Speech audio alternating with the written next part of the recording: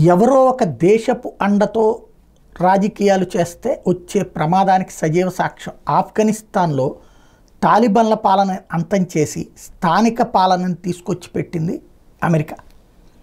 కానీ అమెరికా మీదనే డిపెండ్ అయ్యాడు. కానీ ఆ రోజునున్నటువంటి తాలిబాన్ ఆఫ్ఘనిస్తాన్ అధ్యక్షుడు ఆఫ్ఘనిస్తాన్ని ఒక సర్వ సైనిక శక్తివంతమైనటువంటి దేశంగా, ఆర్థిక శక్తివంతమైన దేశంగా తీర్చిదిద్దడంలో విఫలమయ్యాడు. అతన్ని ఆ విధంగా పెంచి పోషించడంలో ఫెయిల్ అయ్యింది అమెరికా, యూరప్ దేశాలు.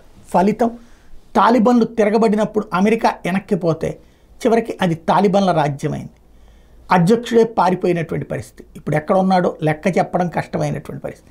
అట్లాగే బంగ్లాదేశ్ వాస్తవంగా సుదీర్ఘకాలం పాటు భారత్ అండతో అక్కడ యాక్టివిటీ చేసినటువంటి హసీనా సరైనటువంటి ఒక ప్రణాళిక చేసుకోలేకపోయింది. అంటే తన దేశానికి సంబంధించినటువంటి సైన్యం తన కోసం కాదు, దేశం కోసం ప్రాణాలు అర్పించేటట్టు ఉండాలన్నటువంటి కాన్సెప్ట్ తీసుకురావడంలో ఫెయిల్ అయ్యింది. దేశభక్తిని రగిలించడంలో ఫెయిల్ అయింది. పర్యవసానం చివరికి అక్కడ తిరుగుబాటుదారుల చేతికి దేశాన్ని వదిలి పారిపోయి భారత్లో తలదాచుకుంటుంది. ఇక్కడి నుంచి స్టేట్మెంట్లు ఇస్తోంది.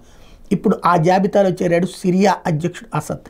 వాళ్ళ నాన్న ఓ 30 ఏళ్ళు, ఈయన కలిపితే మొత్తం 55 ఏళ్ల పాటు ఆ దేశాన్ని పరిపాలించింది ఆ కుటుంబమే.